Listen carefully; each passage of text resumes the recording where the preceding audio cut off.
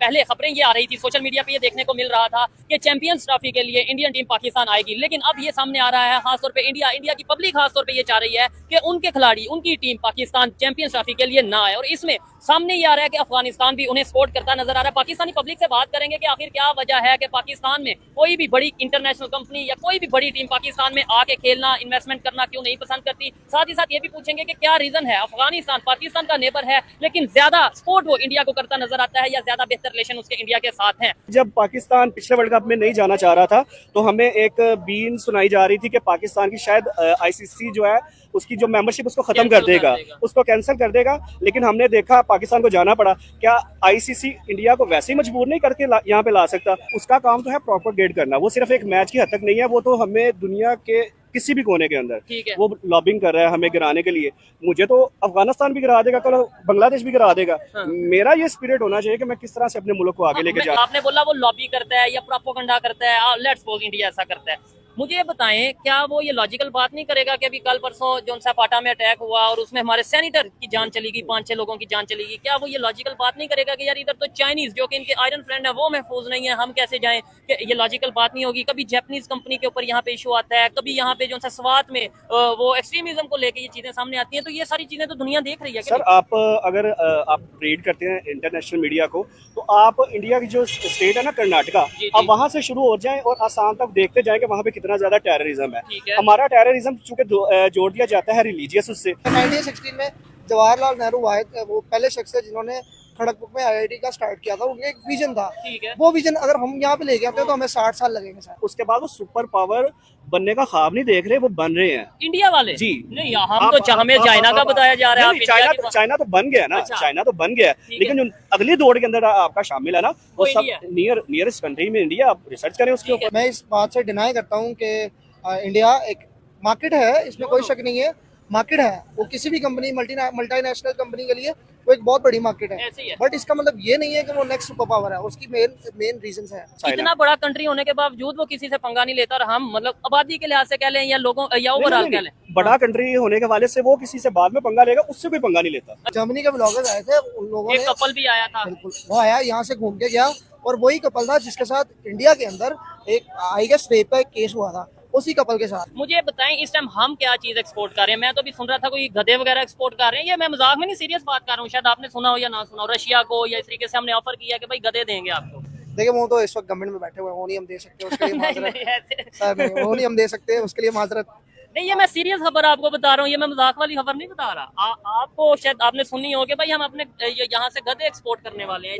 मैंने ये तो नहीं सुना। हम एक्सपोर्ट जरूर कर रहे हैं, लेकिन उसका लेवल और उसका जो अभी तक हमारा वो हुजम है ना वो बहुत छोटा है, उसको बढ़ाना चाहिए। और एक्सपोर्ट बढ़ेगी तो मुल्क तरक्की करेगा। डेफिनेट बात है, हमारी मेड इन पाकिस्तान को हम प्रमोट करेंगे। अब कुछ लोग ये कहते हैं कि भाई कौन सी चीज एक्सपोर्ट, लेट्स सपोज चाइना कहता है ठीक है मैं आपसे प्रोडक्ट्स लेता हूँ, आप क्या चीज उन्हें देंगे? क्या कोई चीज है जो आप उनके? मेरी बात सुने, ये एक दिन की बात नहीं है ना, ये एक दिन की कहानी है।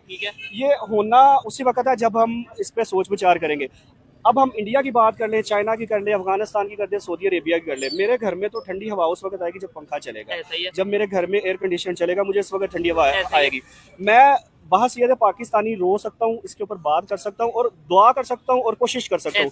कोशिश अल्लाह ताला ने मेरे हाथ में रखी है। देखें, सबसे पहले तो हमें एक अपना मोटिव बनाना पड़ेगा, उसको हम अचीव करें, उसके ऊपर काम करें, उसको आगे लेके चले, फिर हम आगे चल सकते हैं। एटलीस्ट हमारे पास एक प्लान तो होना चाहिए ना। देखें, लॉन्ग टर्म पॉलिसी होनी चाहिए। ये नहीं है कि आज ये पॉलिसी या कल change, government change, policies change. ये तो देखे ना आप, गवर्नमेंट चेंज होना तो बड़ी बात है, वजीर आज़म चेंज होता है एक गवर्नमेंट का तो वो सब कुछ चेंज हो जाता है।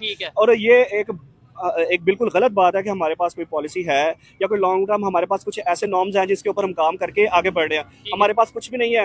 हाँ, हम बहसियत कौम चल क्यों रहे हैं? क्योंकि हमारा जो सोशल सिस्टम है ना वो बड़ा अच्छा है, वो हमें मुआशी यानी कि मुआशी तौर पे भी सपोर्ट कर जाता है। और हमारी जो समाजी आपस में रवाबत है उसके ऊपर ज्यादा है। हम सपोर्ट कर रहे हैं इवन नेशनल लेवल पे भी और इंटरनेशनल लेवल पे भी। कभी सऊदीया से पैसे लेते हैं, कभी तुर्की से पैसे लेते हैं, कभी अपने आयरन फ्रेंड चाइना से पैसे लेते हैं। यानी ये हमारे में क्वालिटी है। लास्ट हम वाइंड अप करेंगे किस तरीके से, जैसे इन्होंने बोला कि भाई हमें लॉन्ग टर्म पॉलिसीज बनानी चाहिए। इंडिया की बात बाद में करें, अफगानिस्तान की बात में करें, चाइना की बात में करें, सबसे पहले पाकिस्तान की। लेकिन पाकिस्तान की बात हम क्या मतलब कौन सी प्रोडक्ट है हमारे पास हम एक्सपोर्ट करें, कौन सी ऐसी पॉलिसी है जिसपे हम कहेंगे यार ये अब होप है? मैं एक चीज़ करना चाहूँगा, पाकिस्तान का कोई एक ऐसा तालीमी इदारा बता दे जो वर्ल्ड रैंकिंग में आता हो, या वो आई गेस IIT, जो शायद आपने सुना है, इंडिया की बहुत बड़ा इंडियन इंस्टीट्यूट है। इंस्टीट्यूट ऑफ टेक्नोलॉजी है, IIM, Indian institute of management, इनके लेवल का हो कोई भी इंस्टीट्यूट, कोई एक बता दे। मुझे इतना आइडिया नहीं है, ये तो मुझे पता है IIT तो बहुत बड़ा इंस्टीट्यूट है, वो तो इवन US से और दूसरे कंट्रीज में जाकर होने लगा, लेकिन यहाँ पे लम्स वगैरह का कोई थोड़ा सुनते हैं। लम्स देखें, वो ना, अगर लम्स और IIM का मुकाबला करें ना, तो IIM इज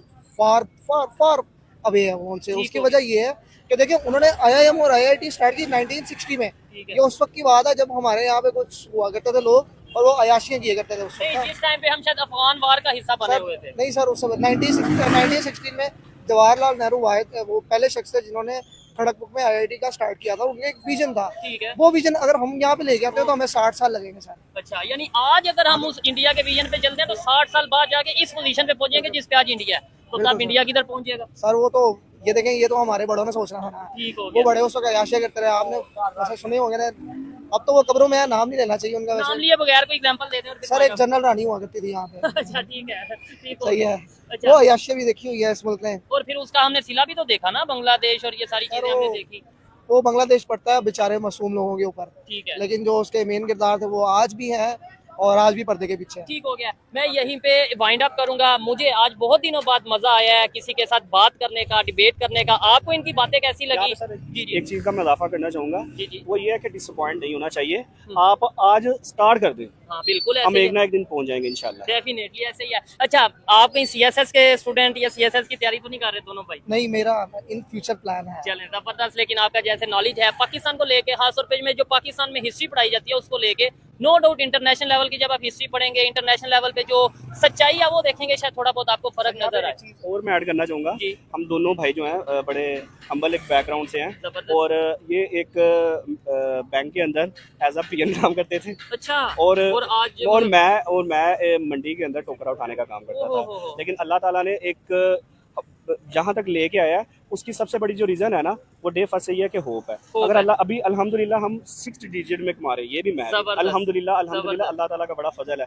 मैं इस बात से वो कह रहा हूँ कि जब हम वो टोकरी भी उठाते थे ना, हमें यकीन था एक ना एक दिन हम पहुंच जाएंगे, क्योंकि है तो हम यही थे ना, अंदर से भी यही थे। ऐसे ही है, लेकिन एक सोच बड़ी थी। लेकिन सबसे बड़ी जो चीज है ना, वो ये नहीं है कि ये सिर्फ दुआओं का, और वो है दुआएं भी हैं, लेकिन एक प्रोसेस है। हम एक प्रोसेस के जरिए यहाँ तक पहुंचे। ऐसे ही है जी, जरूर। और वो ये है कि we are not done yet, oh, हम आगे बढ़ेंगे और अभी जबरदस्त बहुत हो बड़ी गया। मंजिलें हैं जो अचीव करनी है, और इंशाल्लाह हम करेंगे। ठीक हो गया जी, बिल्कुल। ऐसे लोग, ऐसे नौजवान हो, नो डाउट आप किसी भी इशू के ऊपर, किसी की बात के ऊपर इनसे डिसएग्री कर सकते हैं, लेकिन इनकी जो सोच है, जो पैशन है, वो मुझे काफी पसंद आया। और मैं अभी रिकॉर्डिंग के दौरान ही इन दोनों भाइयों से रिक्वेस्ट कह लें या ऑफर कह लें करता हूँ कि भाई नेक्स्ट जो हमारा स्टूडियो में या ऑनलाइन जो भी हमारे सेशन होते हैं उसमें ये ज्वाइन कर सकते हैं। आपको इनकी बातें कैसी लगी कमेंट बॉक्स में जरूर बताइएगा। मिलते हैं नेक्स्ट वीडियो में, तब तक के लिए पीस आउट, अल्लाह हाफिज़।